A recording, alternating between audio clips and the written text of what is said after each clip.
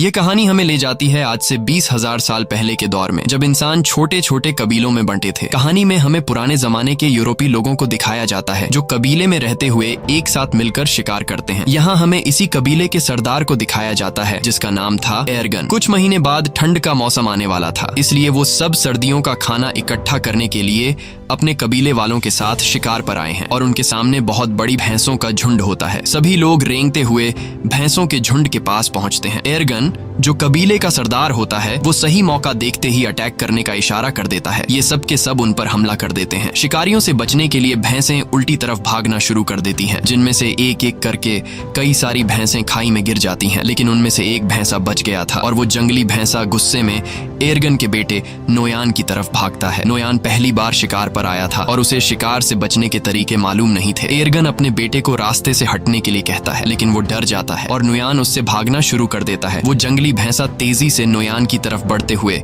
उसे अपने सींग में उठा लेता है और खाई की तरफ भागना शुरू कर देता है। एर्गन जो उस कबीले का सरदार है वो देखकर अपने बेटे को बचाने के लिए भैंसे पर भाला फेंकता है। भैंसे को भाला लग जाता है, लेकिन घायल होने के बाद भी वो नोयान को नहीं छोड़ता और नोयान को खाई से ऊपर उछाल देता है। और यहाँ से कहानी जाती है फ्लैशबैक में, यानी कि एक हफ्ता पहले, जहाँ पर हम देखते हैं कि कबीले के लोग शिकार की तैयारी कर रहे हैं। वो पत्थरों से अलग अलग तरह के नुकीले हथियार बना रहे थे। ये सिर्फ तैयारी नहीं थी, बल्कि नए लोगों को शिकार में हिस्सा लेने के लिए इस तरह के पत्थर बनाने पड़ते थे। जो सबसे तेज और नुकीला हथियार बनाएगा उसे शिकार के लिए सिलेक्ट कर दिया जाएगा। इस प्रतियोगिता में एर्गन का बेटा नोयान भी पास हो जाता है। उसी रात को नोयान की माँ एर्गन से कहती है, नोयान को अपने साथ शिकार पर मत ले जाओ, वो अभी बच्चा है, मैं उससे बहुत प्यार करती हूँ और उसे खोना नहीं चाहती। एर्गन कहता है, सर्दियां आने वाली हैं और साल के इस वक्त में सभी शिकार करने के लिए जाते हैं। अगर हम शिकार पर नहीं गए तो हम सर्दियों में भूख से मर जाएंगे और नोयान को खुद को साबित करना होगा कि वो मेरा बेटा है। अगली सुबह सभी कबीले वाले शिकार के लिए निकल रहे होते हैं, लेकिन नोयान की माँ नोयान के लिए बेचैन हो रही थी कि कहीं मेरे बेटे को कुछ हो ना जाए। लेकिन एर्गन उसे तसल्ली देता है, तुम परेशान मत हो, नोयान को कुछ नहीं होगा। और वे सब शिकार पर निकल जाते हैं। थोड़ी दूर आगे जाने के बाद यहाँ पर एक दूसरा कबीला भी आता है जो उन्हीं की तरह शिकार करने के लिए निकला है ताकि सर्दियों के लिए खाना इकट्ठा कर सके। बहुत लंबा सफर तय करने के बाद वो सब एक पत्थर के ढांचे तक पहुँचते हैं जो कभी उनके पूर्वजों ने बनाया था। ये सफर बहुत खतरनाक होता है। इस सफर में उनके कई पूर्वजों ने अपनी जान गंवाई है, इसीलिए उन्होंने पूर्वजों की याद में यह पत्थर का ढांचा बनाया होता है। आगे चलने के बाद उन्हें एक जंगली सूअर दिखता है जिसे वो भाले से घायल कर देते हैं। एर्गन अपने बेटे नोयान से कहता है कि तुम इसे मारोगे, लेकिन नोयान ने पहले कभी शिकार नहीं किया था। वो इसे देखकर घबरा जाता है और नोयान उसकी जान नहीं लेता, इसलिए एर्गन उसके हाथ से पत्थर का खंजर छीनकर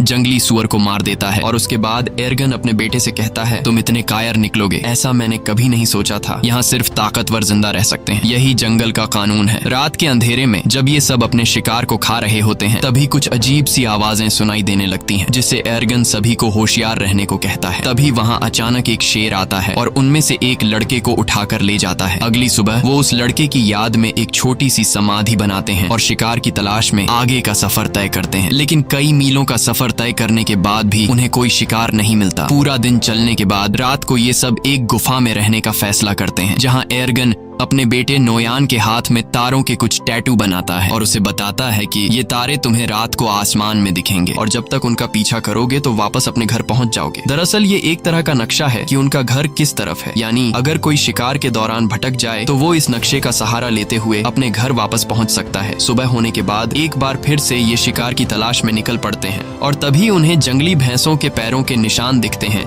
जिसे देखकर सब खुश हो जाते हैं। अब ये जंगली भैंसों का शिकार करना शुरू करते हैं और यहाँ वो सीन आता है जब एक जंगली भैंसे ने नोयान को पहाड़ी से उछाल दिया था। कहानी वापस प्रेजेंट में आती है, जहाँ दिखाया जाता है कि जब नोयान को चट्टान से उछाला गया तो वो नीचे जा गिरा, लेकिन वो चट्टानों के बीच एक पत्थर को पकड़कर लटक जाता है। एर्गन जल्दी से वहाँ पहुँच जाता है और अपने बेटे से कहता है, हिम्मत मत हारना, मैं तुम्हें बचा लूंगा। लेकिन तभी वो पत्थर टूट जाता है जिसे पकड़कर नोयान लटका हुआ होता है। नोयान चट्टानों से टकराता हुआ नीचे गिरता है और चट्टानों के बीच में बने बने हुए एक छोटे से रास्ते में जा गिरता है। एर्गन अपने बेटे को बचाने के लिए जाना चाहता है, लेकिन उसके कबीले वाले लोग उसे रोक लेते हैं। वो कहते हैं, अब यहाँ से नीचे जाने का कोई रास्ता नहीं है। तुम्हारा बेटा अब इस दुनिया में नहीं रहा। हम तुम्हें खोना नहीं चाहते। तुम हमारे कबीले के सरदार हो। तुम्हारी जिम्मेदारी है कि तुम हम सब की हिफाजत करो और हमें वापस घर ले चलो। लेकिन एर्गन किसी की भी बात को मानने को तैयार नहीं था। वो पूरी रात उसी चट्टान के किनारे बैठकर अपने बेटे को आवाजें देता रहता है, लेकिन आखिरकार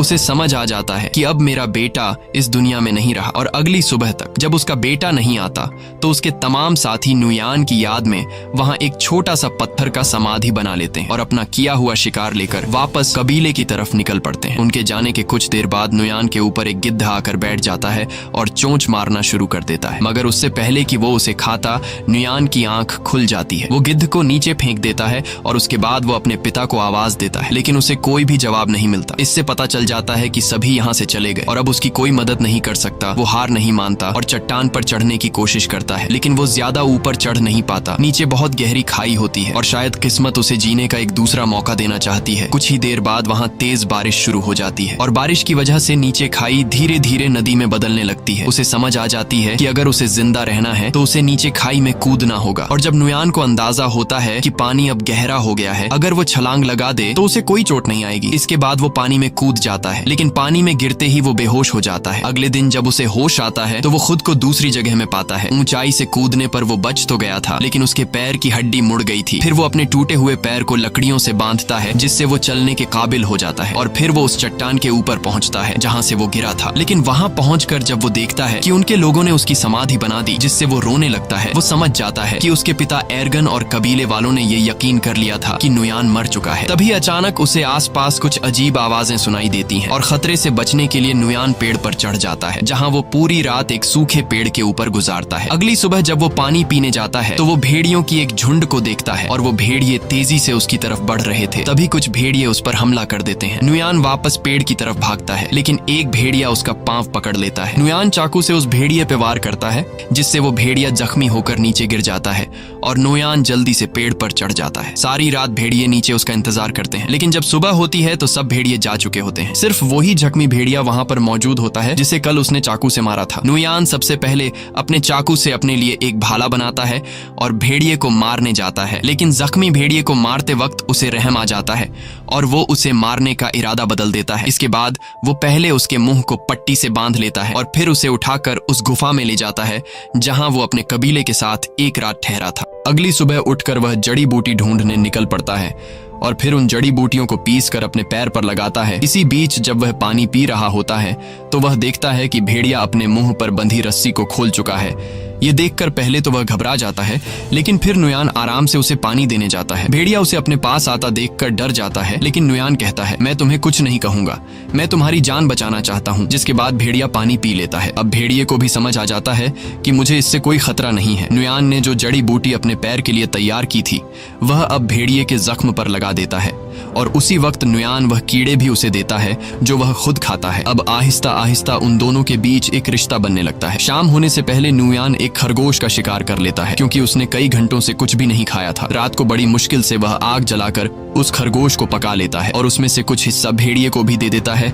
ये दोनों बुरी तरह से घायल होते हैं, इसीलिए कुछ दिनों तक उसी गुफा में रहते हैं। एक रात नुयान अपने हाथ के टैटूज को देखता है जो उसके पिता एर्गन ने बनाए थे और उन सितारों को आसमान में देखता है। वह कहता है, मुझे घर जाना होगा अपने माँ बाप से मिलने। और नुयान भेड़िए से कहता है कि तुम्हें भी अपने झुंड की तरफ लौटना चाहिए। अगली सुबह वह सफर के लिए तैयार हो जाता है। वह भेड़िए से कहता है, तुम भी अपने घर चले जाओ उससे पहले कि बर्फ पड़ने लगे। और वह वहाँ से निकल पड़ता है, लेकिन वह देखता है कि भेड़िया, जिसका नाम उसने अल्फा रखा है, वह उसके पीछे पीछे चलता आ रहा है। काफी दूर जाने के बाद भी वह भेड़िया उसका पीछा करता है। नुयान कई बार अल्फा को भगाने की कोशिश करता है, लेकिन वह पीछा नहीं छोड़ता। असल में भेड़िए को नुयान के साथ लगाव हो चुका था, क्योंकि नुयान ने उसकी जान बचाई। उसी वक्त अल्फा एक सुअर देखता है। वह उसका शिकार करने की कोशिश करता है, लेकिन कामयाब नहीं होता। नुयान समझ जाता है कि भेड़िया भूखा है। उसे वह खाना दे देता है जो खुद के लिए जमा किया था। ये पहली बार था कि अल्फा ने नुयान के हाथों से खाना खाया। अब ये दोनों दोस्त बन चुके हैं। उसके बाद अल्फा एक खरगोश का शिकार करता है जो ये दोनों मिलकर खाते हैं और रात रात को एक साथ सो जाते हैं। अगली सुबह अल्फा नुयान का मुंह चाट कर उसे जगाता है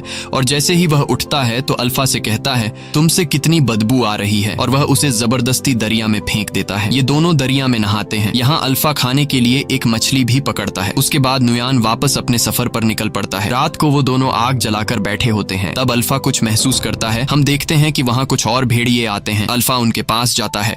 दरअसल यह अल्फा का परिवार है। नुयान समझ जाता है। वह उसे कहता है कि तुम्हें अपने परिवार के साथ जाना चाहिए, और भेड़िया उनके साथ चला जाता है। अगली सुबह नुयान फिर अपने सफर पर निकल पड़ता है। अब ठंड बढ़ चुकी होती है।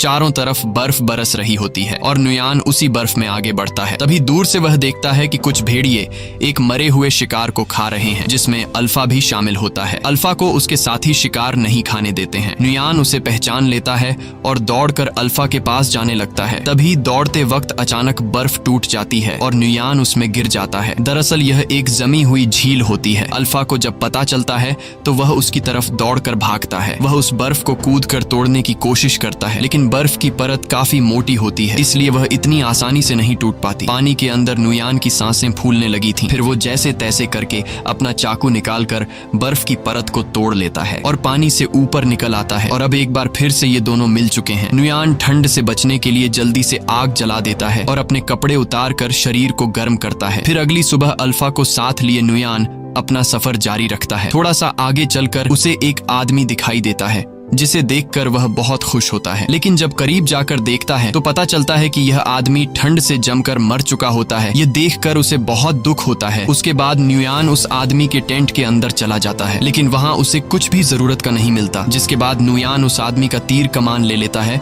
और आगे बढ़ने लगता है। तभी वह देखता है कि उनके पीछे लगड़बग्घे उनका शिकार करने के लिए आ रहे हैं। वो दोनों अपनी जान बचाने के लिए दौड़ने लग जाते हैं और एक गुफा में घुस जाते हैं। वो लगड़बग्घों से तो बच जाते हैं, लेकिन अब वो उनसे भी खतरनाक जानवर के घर में घुस गए थे। दरअसल यह गुफा एक ब्लैक पैंथर की होती है। तभी ब्लैक पैंथर नुयान पर हमला कर देता है, लेकिन उससे पहले कि वो नुयान तक पहुंचे, अल्फा उस पर हमला कर देता है। जब वो दोनों लड़ रहे होते हैं तो इस बीच नुयान अल्फा को कमजोर देखकर ब्लैक पैंथर को तीर मार देता है, जिससे वो मर जाता है। अल्फा बच तो गया था, लेकिन ब्लैक पैंथर से लड़ते लड़ते कई सारी चोटें आई थीं। इसके बाद नुयान अल्फा के जख्मों पर मरहम लगाता है और उसकी जान बचाने के लिए उसका शुक्रिया अदा करता है और उससे कभी न छोड़ने का वादा करता है। अगली सुबह एक बार फिर से वो दोनों अपने सफर को जारी रखते हैं। कई मील सफर करने के बाद आखिरकार नुयान को वो समाधि मिल जाती है जो उनके पूर्वजों ने बनाई थी। उसे देखकर वो बहुत खुश हो जाता है और उसे पता चलता है कि वो अब तक सही रास्ते पर चल रहा था। अब वो अपने कबीले से ज्यादा दूर नहीं, जल्द ही वो अपने कबीले के पास पहुंच जाएगा। तो अब फिर से सफर जारी रखता है, लेकिन थोड़ी दूर जाने के बाद अल्फा गिर जाता है। कमजोरी और जख्मों की वजह से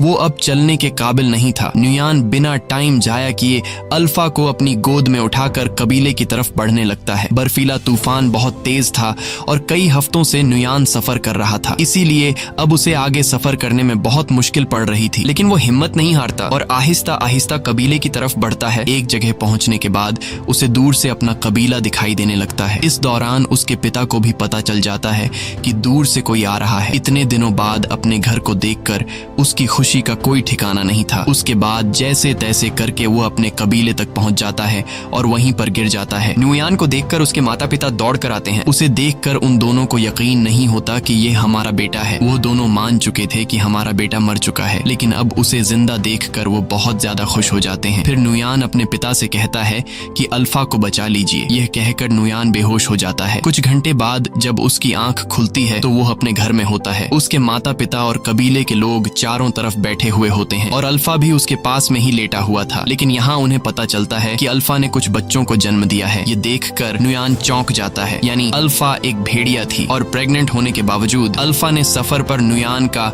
एक एक कदम पर साथ दिया। ये देखकर नुयान उसे अपने गले लगाता है और दिल ही दिल में उसका शुक्रिया अदा करता है। अब कहानी के एंड में हम देखते हैं कि कुछ हफ्ते बीतने के बाद अल्फा के बच्चे अब काफी बड़े हो चुके हैं। यह एक नए दौर की शुरुआत होती है। यहाँ इंसानों ने जानवरों से भी दोस्ती करना शुरू कर दी है। आखिर में ये दिखाया जाता है कि नुयान कई मुश्किलें झेलने के बाद आखिरकार घर पहुंच गया और अब अल्फा और उसके बच्चे भी उसके साथ थे। इसी के साथ कहानी खत्म हो जाती है। अगर वीडियो आपको पसंद आई हो तो हमारे चैनल को जरूर सब्सक्राइब कीजिए।